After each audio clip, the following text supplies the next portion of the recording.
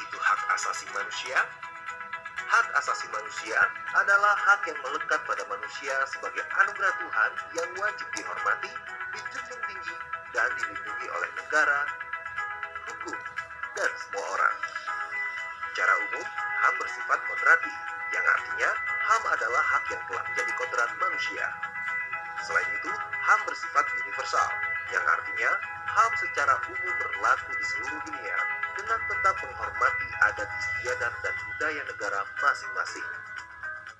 HAM juga bersifat langgeng, yang artinya HAM adalah hak manusia sejak dari dikandungan hingga meninggal. Manusia memiliki hak yang tidak dapat dikurangi dalam keadaan apapun, yaitu hak untuk hidup, hak untuk tidak disiksa, hak kemerdekaan pikiran dan hati nurani, hak beragama, hak untuk tidak diperbudak, hak untuk diakui sebagai pribadi di hadapan hukum, dan hak untuk tidak dituntut atas dasar hukum yang berlaku surut. Hak-hak itu adalah hak yang tidak dapat dikurangi dalam keadaan apapun, sedangkan hak-hak selain itu tergolong sebagai hak-hak yang dapat dikurangi, seperti hak berorganisasi dan hak berekspresi. Namun, HAM dapat dibatasi. Dalam menjalankan hak-hak tersebut, dapat dilakukan pembatasan. Hak seseorang dapat dibatasi oleh undang-undang. Misalnya, setiap orang berhak untuk memiliki dan membangun tempat tinggal. Namun, orang lain tidak berhak mengganggu atau menggusur tempat tinggal orang lain sewenang-wenang, walaupun itu untuk membangun tempat tinggalnya sendiri. Atau pemerintah tidak berhak sewenang-wenang menggusur tempat tinggal orang lain tanpa menjalani prosedur. Untuk menjamin hak asasi manusia, negara dan pemerintah wajib untuk melindungi, memajukan, menegakkan, dan memenuhi hak asasi manusia. Negara dan setiap orang wajib untuk menghormati HAM. Artinya, tidak boleh melakukan tindakan atau mengganggu HAM orang lain. Misalnya, masyarakat yang sudah menikmati haknya untuk beribadah secara bebas tidak boleh diganggu. Negara berkewajiban untuk melindungi HAM. Artinya, ketika ada pihak lain yang mengganggu HAM, negara wajib memberikan perlindungan. Contohnya, ada orang yang sedang menyampaikan haknya untuk berekspresi, lantas ada pihak lain yang mengganggu, maka negara, misalnya polisi, harus melindungi orang yang sedang menyampaikan ekspresinya itu. Negara berkewajiban untuk memenuhi HAM. Artinya, negara harus mengambil langkah-langkah supaya setiap orang menikmati HAM secara lebih baik dan meningkat dari waktu ke waktu. Contohnya, hak anak atas pendidikan. Maka, negara wajib menyediakan gedung sekolah yang layak, guru yang berkualitas, dan materi pelajaran yang bermutu baik.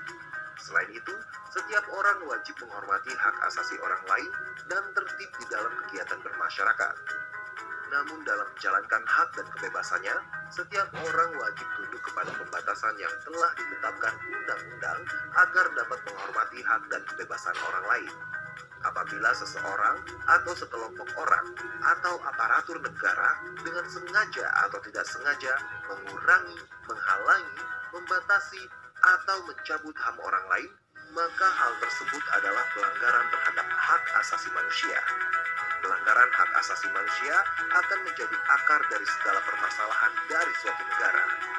Mari kita ciptakan dunia tanpa kekerasan dan diskriminasi, saling menghormati dan menghargai sesama manusia.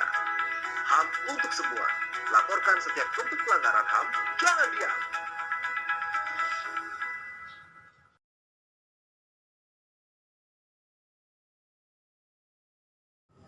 Assalamualaikum warahmatullahi wabarakatuh.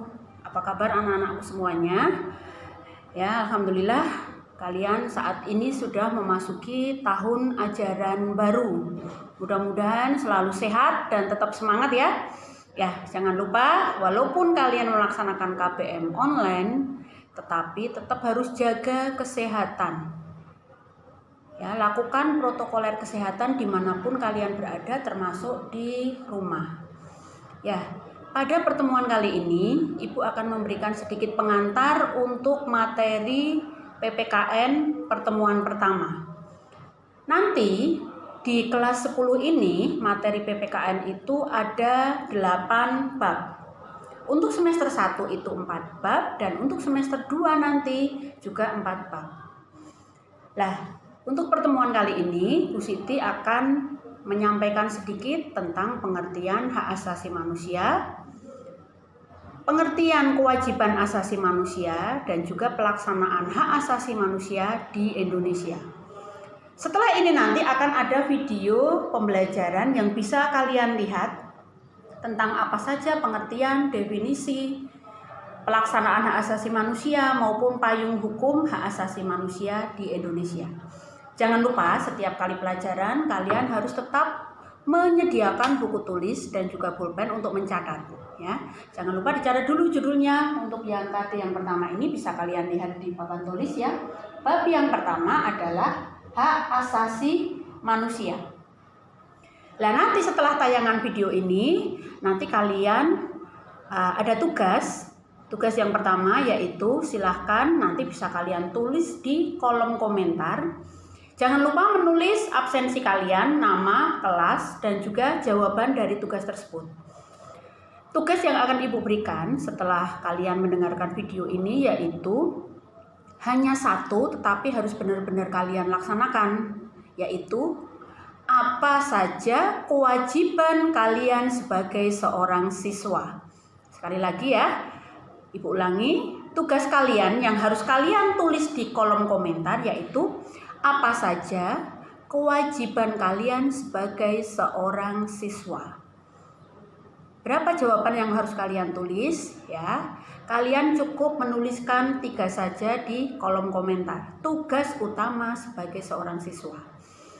Nah, sekarang simak baik-baik video yang akan Ibu tayangkan, ya. Terima kasih.